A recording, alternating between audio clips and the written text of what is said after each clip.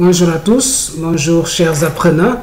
Nous allons voir dans ce cours comment saisir des données dans Excel. Donc nous allons retourner dans Excel, toujours notre feuille de calcul. Dans notre classeur, on va prendre la deuxième feuille bêta. Donc si nous sommes ici dans une feuille de calcul, nous voulons saisir des données dans Excel.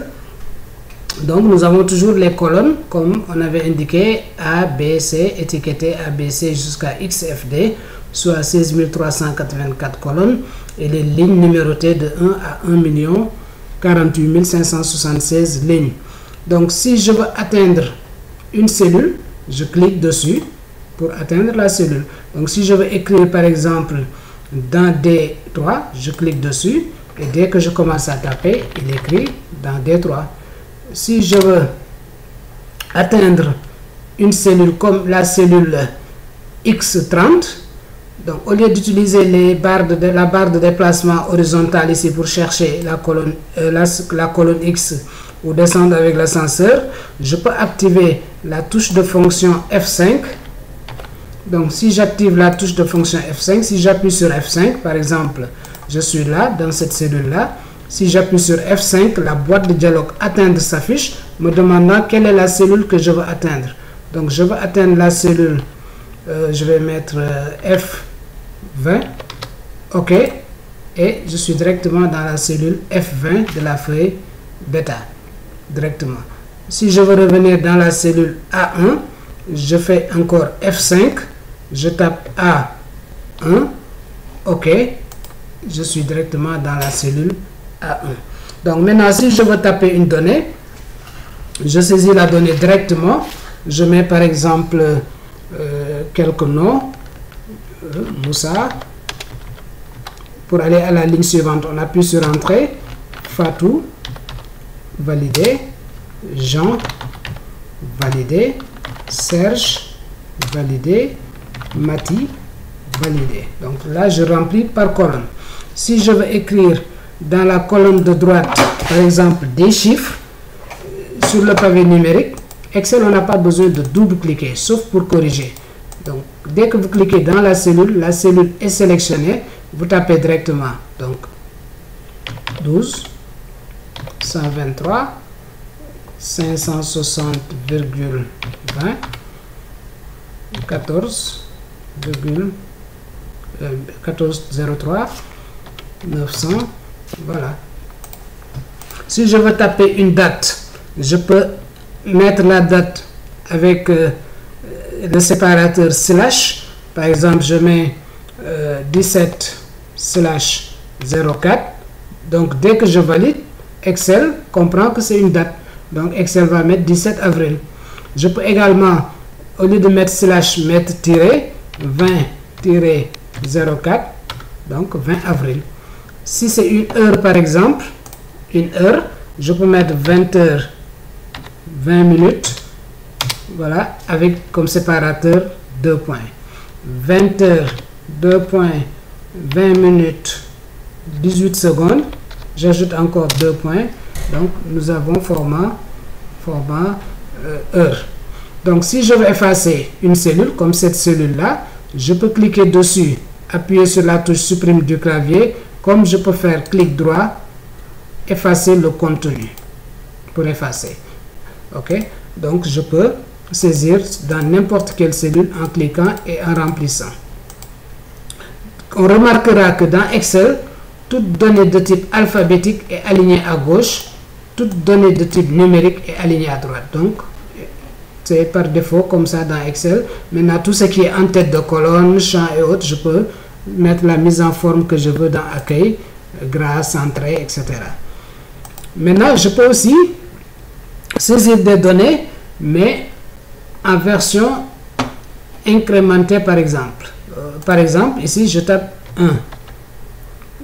Donc, je peux taper par exemple, je vais changer, je vais mettre par exemple salle 1.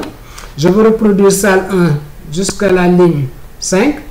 Je clique sur salle 1, je pointe sur la poignée de recopie. Le petit point noir là appelé poignée de recopie, j'ai un plus, je tire, en maintenant enfoncer le bouton gauche. Si je relâche, il va incrémenter salle 1, salle 2, salle 3, salle 4, salle 5. Donc une recopie incrémentale verticale.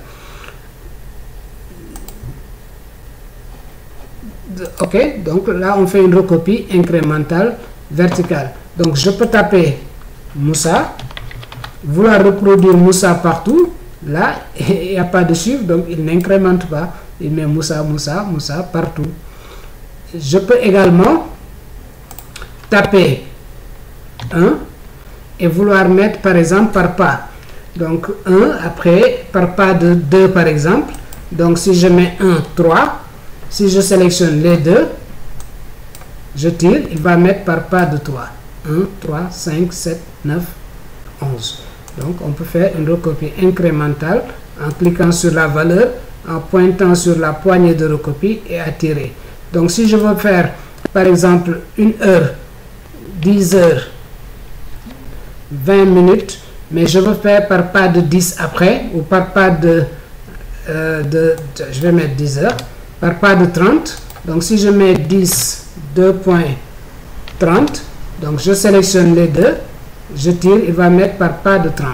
Donc 10 heures, si je veux faire un planning par exemple, 10 heures, 10h30, 11h, 11h30, 12h30. Si je veux modifier une donnée, comme par exemple, au lieu de 560,2 ici, c'est 520 seulement, virgule 2. Donc je peux cliquer dessus. La donnée, chaque fois qu'on sélectionne une donnée, Excel comprend une barre appelée la barre de formule ici. Donc si on pointe sur la barre de formule, si on regarde la barre de formule, on voit la donnée qui est dans la cellule B3. Donc je peux venir dans la barre de formule ici, corriger et valider, entrer. Comme je peux corriger directement dans la cellule en faisant un double clic dedans. Donc je peux double-cliquer directement dans la cellule et apporter les modifications souhaitées et validées. Donc je peux cliquer sur la cellule modifiée dans la barre de formule ici, comme je peux double-cliquer directement dans la cellule et corriger automatiquement. Je peux également vouloir dupliquer une donnée. Par exemple, je veux dupliquer ces données-là à droite ici. Donc je peux copier, coller ici. Donc je sélectionne, je fais clic droit et je clique sur copier. Ou bien dans accueil, cliquez sur copier. Donc je copie, je viens ici, dans G1, je fais clic droit, coller, il va coller. Ou bien dans accueil, on clique sur coller, il reproduit la donnée. Je peux également, avec la souris, sélectionner toujours pour dupliquer. En faisant glisser, je maintiens enfoncé CTRL, je pointe sur le contour, je fais glisser, donc il va dupliquer directement en maintenant CTRL enfoncé. Or, si je sélectionne et que je fasse glisser directement, là il va déplacer si je n'appuie pas sur CTRL. Maintenant, si je veux dupliquer en faisant glisser, au lieu de faire copier-coller, je pointe ici, je maintiens CTRL enfoncé, je fais glisser, il va dupliquer. Comme je peux faire clic droit, copier, cliquer ailleurs, coller. Maintenant, pour déplacer aussi, au lieu de faire comme ça, de faire glisser, pour déplacer, je peux faire couper, venir là et mettre coller. Donc, je peux faire couper, coller pour dupliquer, copier, pour coller pour copier, coller pour dupliquer et couper, coller pour déplacement. Donc là, par exemple, si je veux remettre ces données-là ici, je déplace. Donc, je peux enfoncer là, faire glisser, ou bien, je fais couper, je viens là, je fais coller. Donc, je déplace. Donc, ici, nous avons des données. Si je veux effacer cette plage-là. Pour sélectionner une plage, on fait glisser la souris sur les données. Et pour effacer, on peut appuyer sur le clavier sur la touche supprime, comme on peut faire clic droit, effacer le contenu. Il va effacer. Si je veux sélectionner une colonne, on clique sur l'étiquette de la colonne. Voilà. L'étiquette de la colonne, il va sélectionner jusqu'à 1 048 576. Si je veux sélectionner une ligne, je clique sur le numéro de ligne et toute la ligne est sélectionnée jusqu'à la dernière colonne XFD. Si je veux sélectionner des lignes distinctes, par exemple ligne 2 et ligne 5, je clique sur 2, je maintiens CTRL enfoncé et je clique sur ligne 5. Si je veux sélectionner colonne B et colonne D seulement, je clique sur B, je maintiens CTRL enfoncé, je clique sur D. Ok? Maintenant, si c'est des cellules contiguës, je fais glisser la souris, je fais glisser pour sélectionner des cellules contiguës. Or, si c'est des cellules distinctes, je sélectionne la première colonne, je maintiens enfoncé CTRL et je clique sur les colonnes que je veux sélectionner. Même principe pour les lignes, on maintient CTRL et on clique sur les numéros de ligne qu'on veut sélectionner.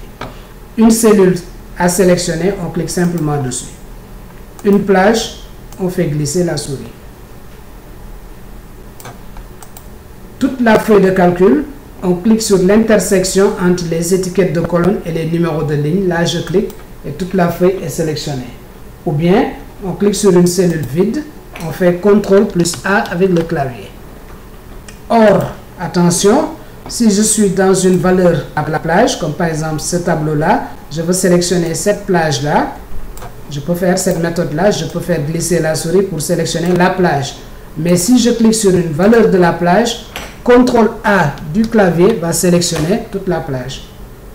Mais si je sors, je ne suis plus dans la plage de données, CTRL A va sélectionner toute la feuille de calcul. Donc pour sélectionner toute la feuille, je clique sur l'intersection entre les étiquettes de colonnes et les numéros de ligne, ou bien je clique dans une cellule vide, je fais CTRL plus A. Si je veux sélectionner seulement la plage de données, je peux faire glisser la souris comme ça, sans dépasser, ou bien je clique sur une valeur et avec le clavier, CTRL enfoncé, je tape A et toute la plage est sélectionnée. Voilà, donc voilà brièvement présenté comment saisir des données. Pour rappel, si je veux saisir une donnée dans cette cellule, je tape ce que je veux taper, par exemple, saisie de données. Maintenant, qu'est-ce que je remarque ici? La donnée dépasse la colonne. Donc, pour ajuster, je vais entre les étiquettes. C'est la colonne C qui m'intéresse. Parce que c'est la colonne C qui contient les données, mais dans la cellule C8. Mais les données dépassent jusqu'à la colonne D. Donc, je viens ici en haut, entre les étiquettes C et D, je peux enfoncer, faire glisser avec la souris, mais le double-clic, c'est mieux. Le double-clic, il va élargir automatiquement. Ok, et là, il dégage toute la colonne. Maintenant, je peux taper des chiffres. Par exemple, ici, je tape n'importe quoi. Voilà. Et là, si la colonne est trop étroite, je peux voir ça. Donc, cela veut dire que si c'est des numériques, il me dit que la colonne est trop étroite, il faut élargir. Donc, je double-clique, il élargit. Maintenant, si c'est des valeurs alphabétiques, ici, j'ajoute quelque chose. Voilà. La colonne est trop étroite, par exemple.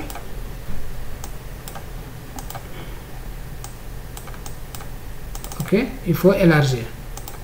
Maintenant, vous pouvez souvent avoir rien que des dièses. Dans ce cas-là, cela veut dire que la colonne est trop étroite pour accueillir les données.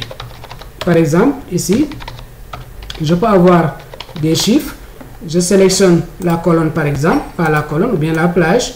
Je vais mettre un format monétaire, par exemple. Donc, si je sélectionne cette plage, je viens ici, dans Accueil, dans Nombre, je clique sur Format monétaire, il va mettre franc. Maintenant, quand la colonne est trop étroite, je vois des dièses. Donc, cela veut dire quoi?